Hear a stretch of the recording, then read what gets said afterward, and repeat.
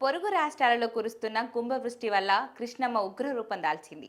ఈ జల ప్రవాహం జోగులాంబ గద్వాల జిల్లాలోని ప్రియదర్శిని జూరాల ప్రాజెక్టుకు పోటెత్తడంతో జలాశయం నిండుకుండలా మారింది.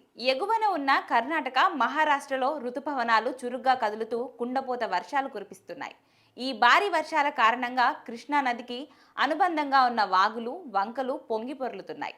ఫలితంగా తెలంగాణ రాష్ట్రంలో కృష్ణా నదిపై నిర్మించిన తొలి ప్రాజెక్ట్ అయిన ప్రియదర్శిని జూరాలకు అనూహ్యమైన స్థాయిలో వరద నీరు వచ్చి చేరుతుంది. ఇక లక్షల క్యూసెక్ల ప్రవాహంతో జలాశయం గరిష్ట నీటి మట్టాన్ని చేరుకుంది. ఇంజనీర్లు వెంటనే అప్రమత్తమై నీటి మట్టాన్ని నియంత్రించేందుకు ప్రయత్నాలు ప్రారంభించారు. ఇందులో భాగంగా ప్రాజెక్టుకు ఉన్న మొత్తం గేట్లలో 12 గేట్లను ఎత్తేసి వచ్చిన నీటిని వచ్చినట్టే దిగువకు శ్రీశైలం జలాశయం వైపు విడుదల చేస్తున్నారు. అయితే ఈ ప్రక్రియలో ఊహించని ప్రమాదం చోటు చేసుకుంది. ప్రాజెక్ట్ గేట్లను పైకి లేపుతున్న సమయంలో 9వ నంబర్ గేటుకు సంబంధించిన బలమైన వైర్ రోప్లు ఒక్కసారిగా తెగిపోయాయి. ఈ పరిణామంతో అక్కడ పనిచేస్తున్న సిబ్బంది ఉలిక్కిపడ్డారు.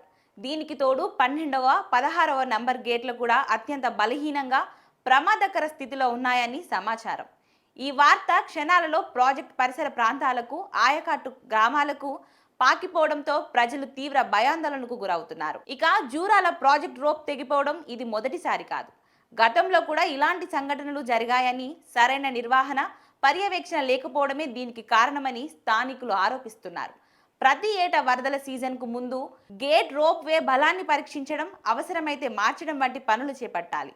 కానీ అధికారుల నిర్లక్ష్యం కారణంగానే ఈరోజు ప్రాజెక్ట్ భద్రత ప్రశ్నార్థకంగా మారిందని వారు వాపోతున్నారు. ఒకవైపు లక్షల క్యూసెక్ల వరద ఉధృతి కొనసాగుతుండగా, మరోవైపు కీలకమైన గేట్లు పనిచేయకపోతే ఏం జరుగుతుందోనని ప్రజలు ఆందోళన చెందుతున్నారు.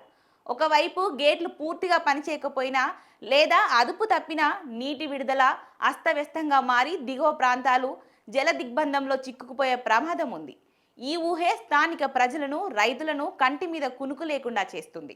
ప్రభుత్వం, ఉన్నతాధికారులు తక్షణమే స్పందించి మరమ్మత్తు చర్యలు చేపట్టాలని, ప్రాజెక్ట్ భద్రతపై స్పష్టమైన హామీ ఇవ్వాలని వారు కోరుతున్నారు. అయితే దీనిపై అధికారులు మాత్రం ఎలాంటి ప్రమాదం లేదని చెబుతున్నారు.